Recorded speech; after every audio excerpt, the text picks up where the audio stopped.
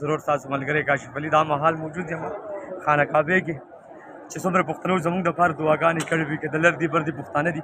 الله پاک د هغې هم دې ته راولي څومره زموږ خویندو دعا اپیل کړی موږ دپاره الله پاک د هغې ته هم ډېر عمر ورکړي الحمدلله نن خانه کعبه کې موجود یم دا ټول ستاسو دعاګانې ستاسو مینه او ستاسو محبت دی موږ خو ډېر ګناهګار یو ډېر خطاکار یو الله دې راته ګناهونه معاف کړي ګرانو کتونکو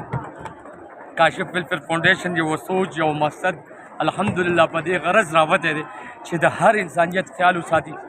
د هر چا خدمت وکړي هر چا سره ودرېږي هر چا سره لبیک نعره کړي کتونکو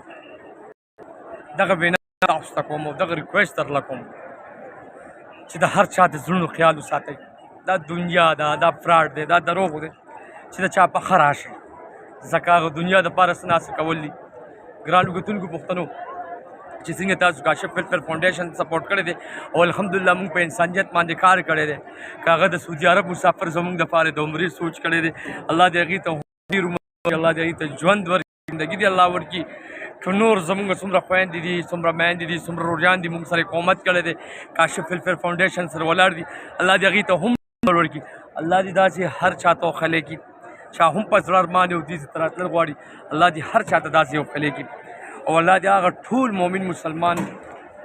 چې کم وفات شوي دي الله دې هغې هم وبخي او چې کم په چا بیماري ده او څوک تکلیف کې دي او په چا تکلیفونه دي الله پاک دې د هغې تکلیفونه خوا کړي که څوک دشمنیانو کې دي دشمنیانې دي الله پاک دې د هغې دشمنیانې ختمې کړي که څوک ستونزو کې دي او په چا څه ستونزې دي الله پاک دې د هغې ستونزې حل کړي که د چا اولاد نه الله پاک دې ورله اولاد ورکړي که د چا په زړه څه ارماني جایز الله پاک دې د هغې جایز ارمانونه برابر کړي الله پاک دې رد و بدو دشمنیانو نه بغض کینې نه نفرتونو نه هر مؤمن مسلمان وساتلی کېږي الله پاک دې موږ له هم ډېر عمر راکړي چې انسانیت خدمت وکړو او په انسانیت باندې کار وکړو الله دې هم هغه کتونکو ته چې څومره موږ ګوري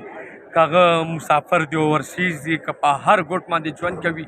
که هغه لر دي پښتانه دي که د بر دي الله پاک دې مینه او محبت زموږ نصیب کړي الله دې نفرتونو نه موږ وساتي او چې کم خلک د لر بر پښتنو بغض کې نه جوړي الله پاک دې ورته نیک هدایت وکړي مونږ خو پښتانه یو مونږ خو عزتدار یو وفادار یو حیادار یو الله یې زموږ پښتو زموږ حیا او زموږ عزت ټول عمر وساتي او چې څومره خلک زموږ پاکستان دپاره افغانستان دپاره مینه محبت زړونو کې ساتي الله پاک دې هغې ته ډېر ژوند اور زندګي ورکړي ګرانو کتونکو پښتنو نن دې ښایسته ځای کې ولاړ یم خانه کعبه کې ولاړ یم او دغه هم زما په زړه ارمان دی چې کاشف ویلفیر فاونډیشن یو سوچ شي یو مقصد شي او د انسانیت دپاره ګوټ په ګوټو ګرځي